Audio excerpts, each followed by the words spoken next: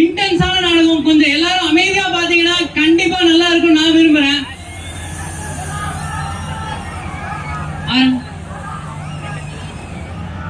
யாதும் ஊரே யாவரும் கேளீர். இந்த அவையில் வருகை தந்திருக்கும் அனைவருக்கும் எனது வணக்கம். இப்போ நம்ம பார்க்க போற தனிநபர் நாடகம் எதை மியூசிக் நான் சொன்னதுக்கு அப்புறம் போடுறேன். இப்ப நம்ம பார்க்க போற தனிநபர் நாடகம் எதை பத்தியது அப்படின்னு பாத்தீங்கன்னா, இப்ப இருக்கிற காலகட்டத்தை பத்தி சிவபெருமானும் யமதர்மராஜாவும் பேசிக்கிட்டா என்ன பேசிப்பாங்க, அவங்களுக்குள்ள என்ன விவாதம் ஏற்படும் அப்படிங்கிறத ஒரு சின்ன கற்பனை நாடகமா பண்ண போறோம். வாங்க நாடகத்துக்குள்ள போலாம். மியூசிக். வாருங்கள் யமதர்மராஜா அவர்களே, என் மீது புகார் கொடுக்க வந்துள்ளீராம். என்ன புகார் கூறுங்கள்.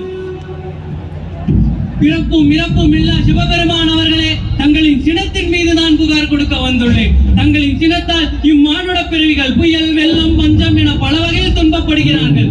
ஏழைகளே, ஏன் இத்தனை கோபம் நமக்கு?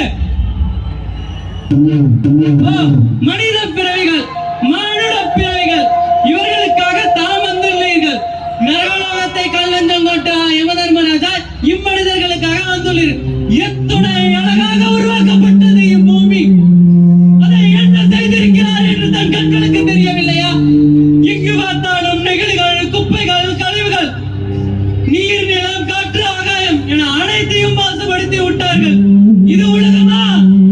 விலங்குகள் கொஞ்சம் கொஞ்சமாக அழிவிட்டு வருகின்றன. இவர்கள் மனிதர்களா?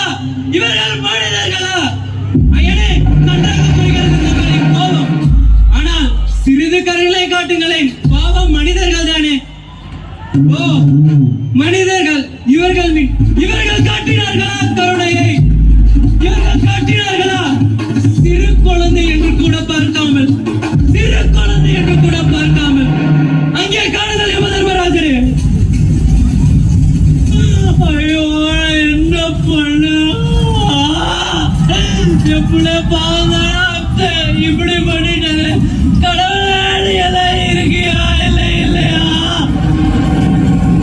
அத்தாயின் அழுகுற தன் கண்களுக்கு கேட்கவில்லை. அத்தாயின் கணக்கு நான் என்ன பதில் கூறுவேன்? என்னை நன்றாக புரிகிறது. இன்னும் ஆனந்தம் மகவை பிடித்த மிருகங்கள் உலகில் வாழ்ந்து கொண்டுதான் இருக்கிறார். ஆனால் அவர்களை அழிக்க போராட்டங்களும் நடந்து கொண்டுதான் இருக்கிறது. போராட்டங்கள், justice for Srimathi, justice for Nirbhaya பெயர்கள் தான் மாறிவிட்டது. பிரச்சனை இல்லை. எத்துணை ஆண்டுகள் ஆகிவிட்டும் இன்னும் பெண்களுக்கு ஏற்படும் பிரச்சனைகளை சரி செய்ய முடியவில்லையே.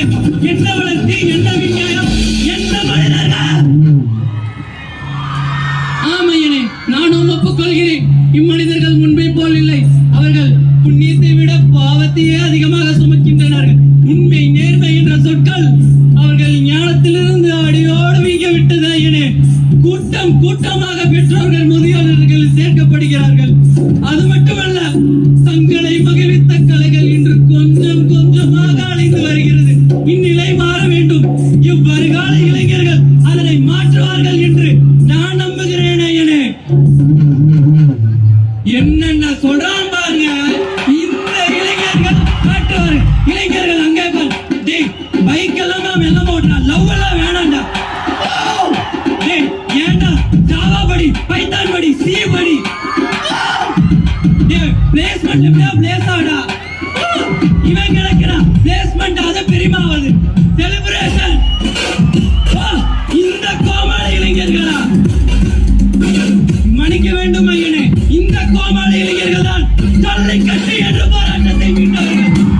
இந்த கோமாளி இளைஞர்கள் தான் உலகத்தில் கேட்கப்படாத கல்விகளை கேட்டவர்கள். இந்த கோமாளி இளைஞர்கள் தான் இன்னல்களையும் சந்தித்தவர்கள்.